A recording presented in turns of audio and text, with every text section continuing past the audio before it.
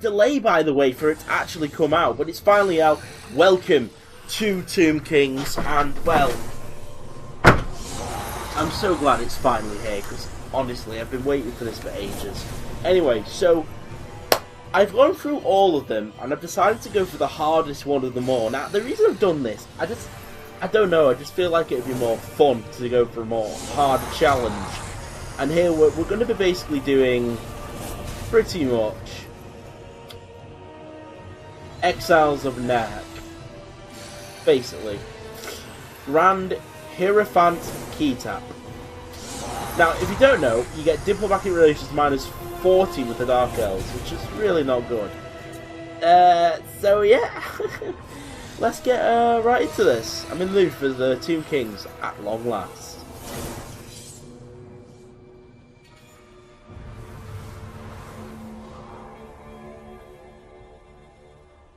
The sands of time ravage all. Mortals, monuments, even civilizations cannot stand against it. Their remnants lost beneath the dunes, awaiting discovery by the brave or foolish. What's that? Shh. I can hear something. Shh. Come here, quiet.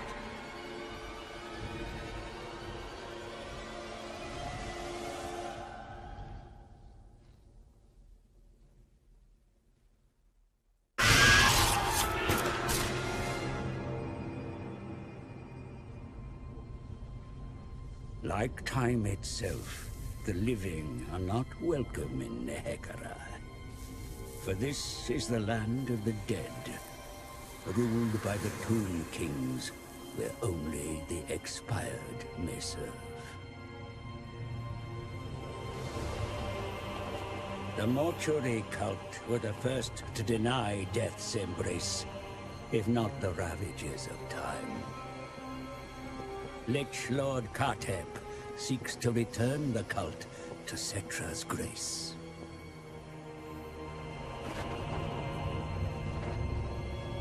Eternity was promised, but the Tomb Kings awoke to unlife, no longer beatific sovereigns. Their kingdoms as decayed as their bodies. The glory of Khemri lost, forgotten.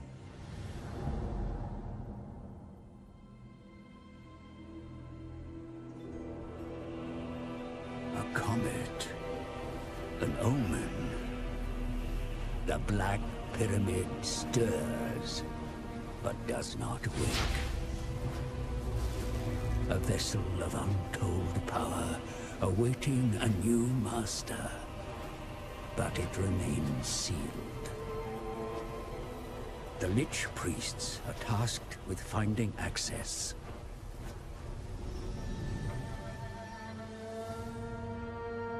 They venture deep into the catacombs, seeking clues. Discovering an obelisk inscribed with hieroglyphs as old as the desert gods. The answer lies in the 9 books of Nagash, the original tomes of undead lore, authored by the arch-necromancer. Due to the turbulence of the vortex across the ocean, not 9, but only 5 books are needed. Then, the pyramid shall open.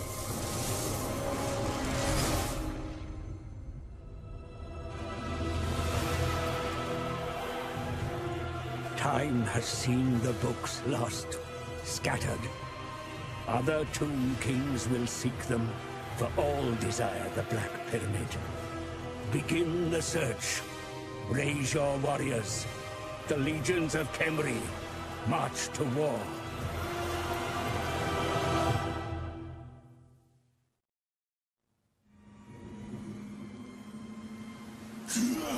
His wish exiled me to roam these frozen and barren lands of Naggroth, but they will not stop me from still serving my king.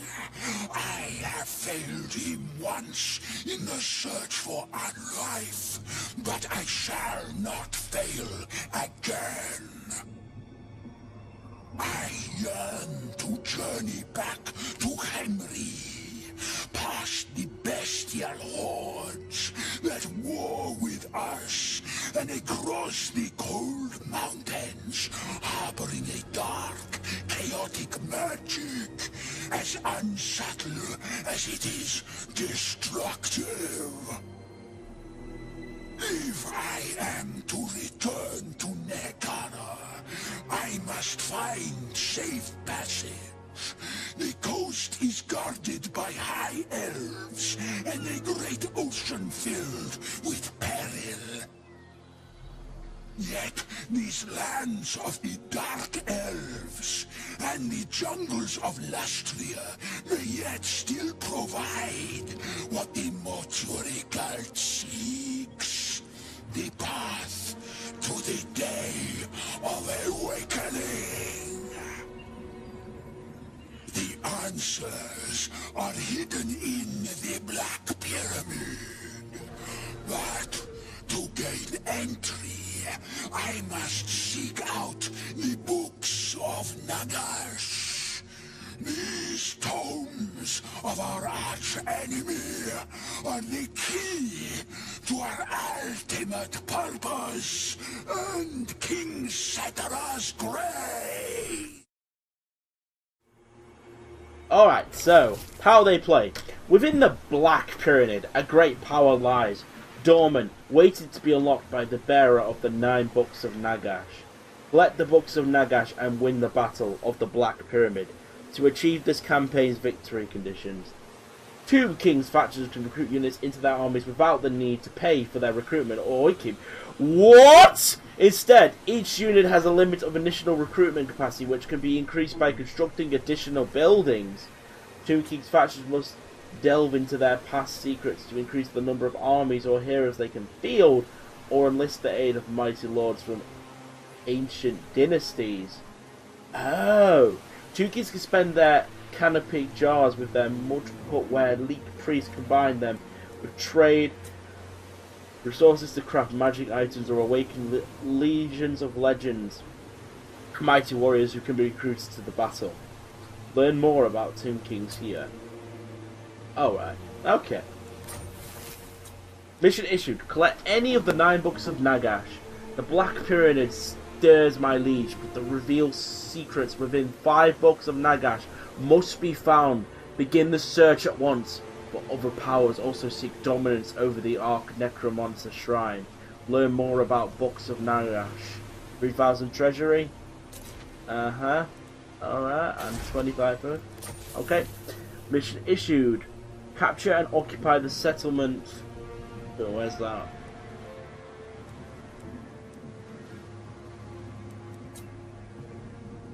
There should be a little thing where it lets me go to the settlement. Not sure. But yeah, okay. And research dynasty technologies. A humble suggestion: your internal magic set leaks priests other than thyself to uncover the lost secrets of the dynasties, such as endowers may grant your even greater power and discover the lost legions. Learn more about the dynasties here. Okay, right. This is pretty straightforward. So we're in the lands of Naggroth. Right, so this is awkward. For some reason my mic decided to stop working. Now this is really annoying because it was really interesting at the start. Basically, what happened was I built up a small army, then I decided that I was going to attack their first army, which I did, in the battles again, only because they were good. And so as you can see, guys, quite clearly, this was the first battle, and I just wanted to show you how cool the units look. Look how cool they look. Especially this guy. I mean, he is just... Oh, he is beast, man. He is just absolutely... Just watch this guy in action. He's just gonna be... So basically, my strategy was... was to space out my archers like this, like I'm doing now. And I spaced out my archers so that they could only focus my front line. The bats were trying to attack on my archers here, but I soon swooped in my Coriolis to engage those bats and stop that flank straight away. I then just left my spears as a defensive formation because I didn't really see the point of doing that. And then I charged in a flank here, which went really well. Oh, I used my special ability. Now my spears are being engaged over here. I'm going to watch this in a bit of a cinematic because it's so much better. Got my archers on the, on the ridge here, just, opening fire at these guys over here, dealing some damage off. I then decided, send my lord in, use a sandstorm, see what we can do. Oh, we did a lot there. After that, they started to retreat. Their archers, cowards, started to run away already. I already had them where I wanted them. Not to mention this guy who literally fires lasers out of his eyes. Any minute now. There you go. Literally fires lasers out of his eyes. Absolutely fantastic unit. And pretty much won the game after that. They couldn't withstand my full-fledged attack, and I absolutely buried them into the ground. So yeah, this was game one, and I won it pretty easy. I didn't really need much to tell on that one, so let's move on to the next replay. But first, a bit more campaign action to come. And then once I defeated that army, I went to the ruin, and while I was colonizing the ruin, this is what happened. An army swooped in and took out my capital. Yes, took out my capital. It was very frustrating. It really got me pissed. So then obviously I sent my army back, killed it in battle, and then I sent my army to deal with the Dark Elves. And this is where I'm up to now, basically, with the mic actually working. First of all, I'd like to apologise for the first replay I recorded. It kind of did not go well, considering I forgot to turn the sound thing on. But this one will have sound, so don't worry about it. Alright, ladies and gentlemen, welcome to replay 2 of this first episode, which really, I'm trying to make good. Honestly, I'm doing my best. It's kind of hard when your mic does not work, so you've got to try and improvise when things like this happen. Anyway, so in this episode, in this replay, I was against a Beastman assault. Quite a big horde, I would say. So I decided my strat was to set up in a sort of V formation shape, where I'd be safe from any attack. You do understand my archers are completely safe. I've got spears behind in case they came with their thing. I've got my birds here, waiting to do damage if any sort of hound gets behind me. And these spears are just for cover, just in case I see a flank. But the Beastmen only decided to come round one way. They came round this side with quite a devastating army. I'm not going to lie, it was quite huge at the time. It sort of surprised me when it came out. Moving my birds a little forward now, looks like.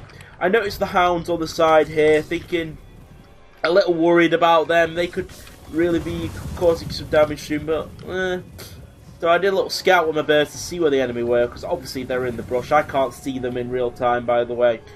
But my Tomb Kings know where the enemy are. As you can see, they're preparing a mass water charge against my Hugins. It was quite sudden, this attack from the Beastmen. I didn't notice it until they were on me.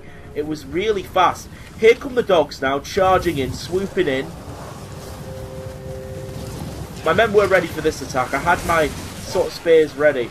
But all of a sudden, out of nowhere, this massive army just came rushing out of the woods and straight to my men. As you can see, look. Just all came rushing out. I countercharged because, that's always a good thing to do. Countercharging gives you the best advantage in any situation. So I obviously countercharged. I didn't stay like a pussy. I had some reserves up here just doing nothing at this time anyway. So I knew I was fine. Obviously I'm going to send in my huge Hetra Titan. Look at him go. Moving into position now. Things got a little crazy after that. Waiting for him to use his attack spell. I will use it in a second. There he goes. What you doing? Just stomping on the beastman, love it. Fucking huge, isn't he? Here he goes. Whoosh. Hey, where'd that come from? Oh, he tried to attack some other.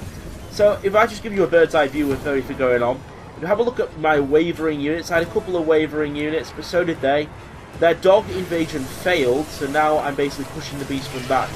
All my numbers I can. I'm in combat with their general with my Hetra Titan, so it didn't go so well for them. Not to mention, I was in a good position. I had 2 sets of reserves, as you can see right here. And my archers were just plucking away, not being attacked at all. So I was definitely okay this game. The way I set up really countered the beastmen. And they only attacked one side, which basically made it so much easier for me to cause problem. They did try to flank me again with their dogs, but I was ready. My men were ready for this attack, and they got in position quick to deal with that threat. So, now we're going to head over here as I close the game out with a lot of Tomb King Spearmen. As you can see, I'm just running down the enemy now. My bloody Hetra Lord's just going mental, you know, over there. And pretty much that won me the game, and that is game 2 of this campaign. Honestly, guys, episode 2 is back to normal. It will all be just normal again, you know, like I do in all Let's Plays. This episode just was because my mic wasn't working. And if you want me to commentate on my replays, do let me know in the comment section below, and I will turn to this style of play if you want. Maybe we'll make it even more interesting with me battling on the campaign map and then telling you in the replays as well. We'll have to see on that matter, but anyway. Right, so this is a little awkward. For the past 20 minutes, you've not been able to hear my mic, so yeah, this is not good. And I'm not starting the campaign again because of it, so don't think that for a second. What I'm going to do is, you'll probably have seen, I'm just going to do a bit of over-commentary thingy throughout some of it. And we'll do it, I'll find a way to make this a good thing. Anyway, right, so we're about to attack the city of Titan Peak. Let's go. Actually, first, before we do it, let's just check their garrison. Alright, that's pretty easy. Let's go.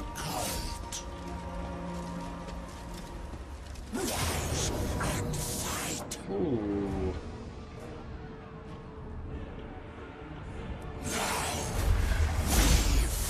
Yeah, that was probably the right decision. Alrighty. We will make you welcome. Occupy?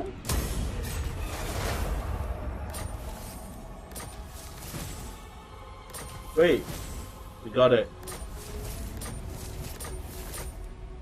That's a nice bit of treasury there. So, we have Titan Peak. Ooh, they're in construction already for some good shit. That's nice. Right, so yeah, a little awkward, unfortunately, with that with this episode, but I hope you guys enjoyed. I will do my best to voice over as much as I can. I can't promise anything though, so yeah. Thank you so much for watching. If you did enjoy, remember to like, rate, and make sure to subscribe.